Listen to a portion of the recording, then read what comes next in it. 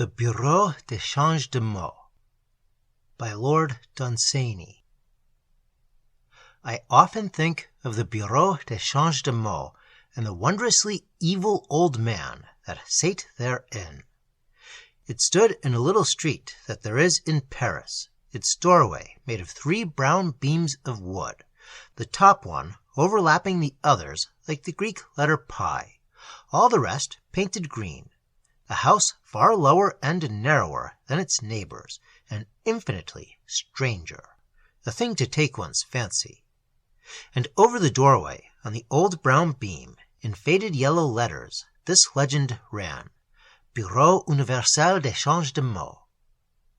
I entered at once, and accosted the listless man that lolled on a stool by his counter.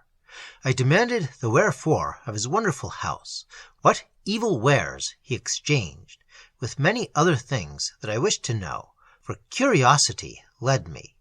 And indeed, had it not, I had gone at once from the shop, for there was so evil a look in that fattened man, in the hang of his fallen cheeks, and his sinful eye, that you would have said he had had dealings with hell, and won the advantage by sheer wickedness. Such a man was mine host, but above all, the evil of him lay in his eyes, which lay so still, so apathetic, that you would have sworn that he was drugged or dead. Like lizards, motionless on a wall, they lay. Then suddenly they darted, and all his cunning flamed up and revealed itself in what one moment before seemed no more than a sleepy and ordinary wicked old man.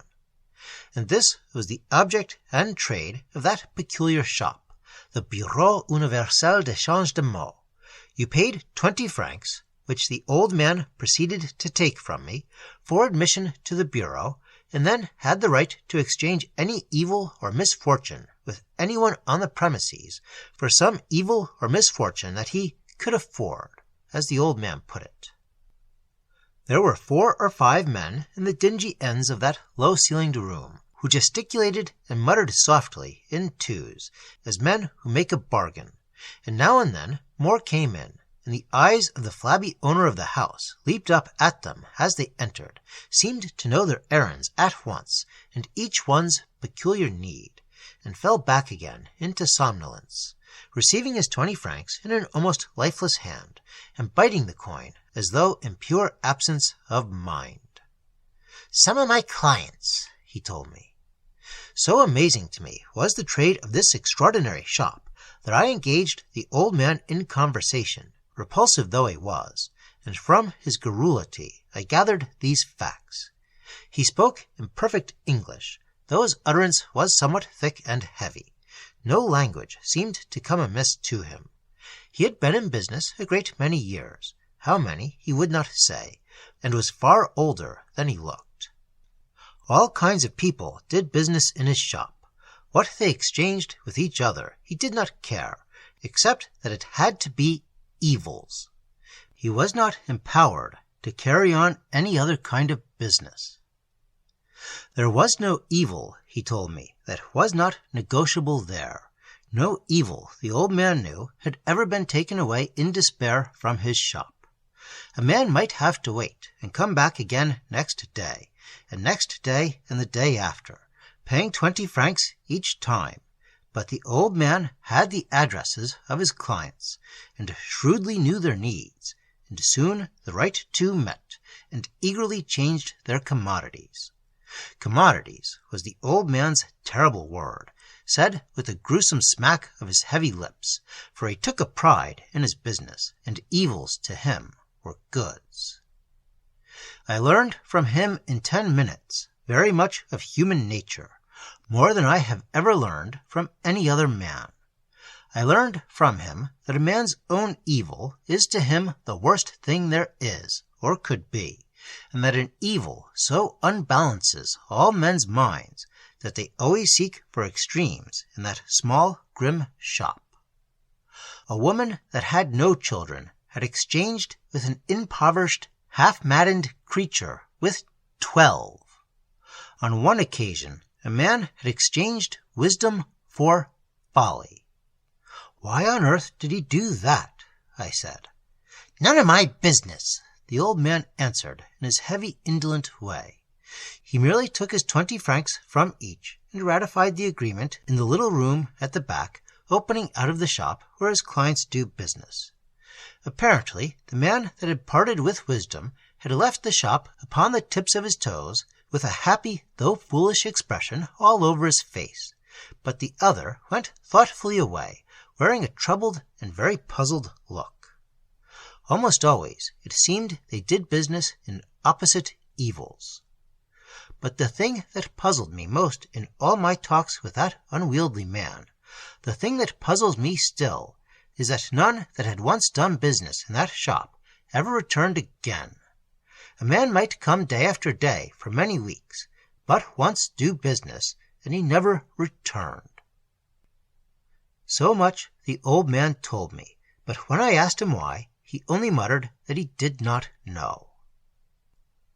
It was to discover the wherefore of this strange thing, and for no other reason at all, that I determined myself to do business sooner or later in the little room at the back of that mysterious shop.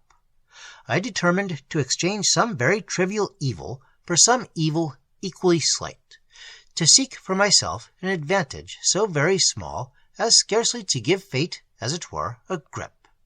For I deeply distrusted these bargains, knowing well that man has never yet benefited by the marvelous, and that the more miraculous his advantage appears to be, the more securely and tightly do the gods or the witches catch him.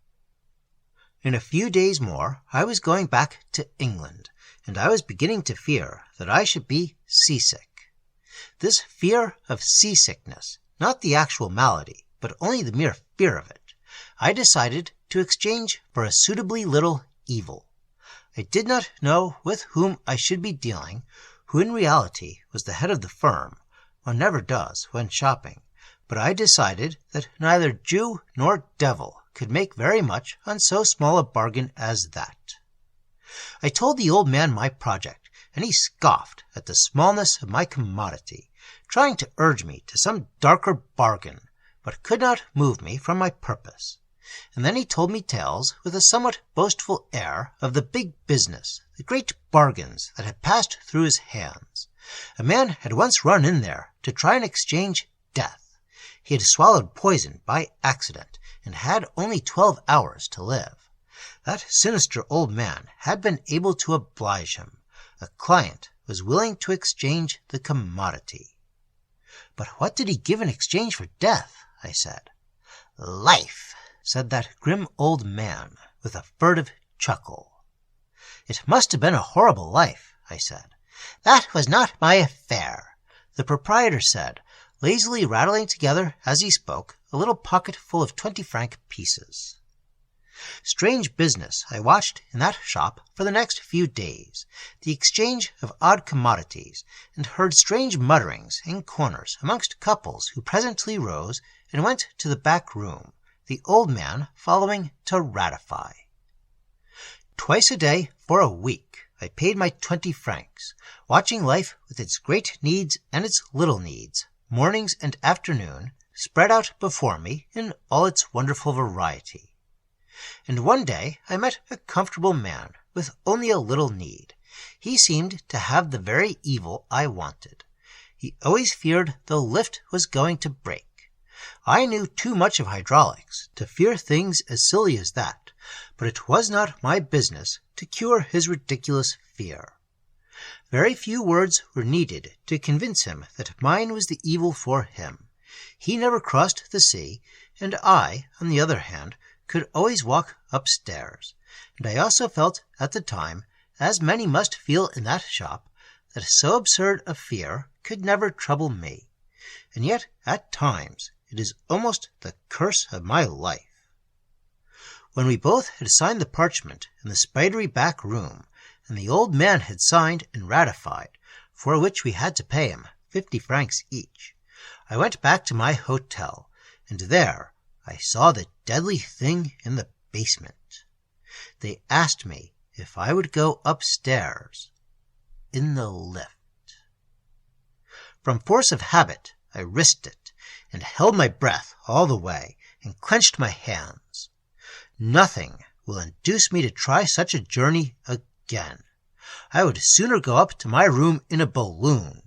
And why? Because if a balloon goes wrong, you have a chance. It may spread out into a parachute after it has burst. It may catch in a tree. 101 things may happen. But if the lift falls down its shaft, you are done. As for seasickness, I shall never be sick again.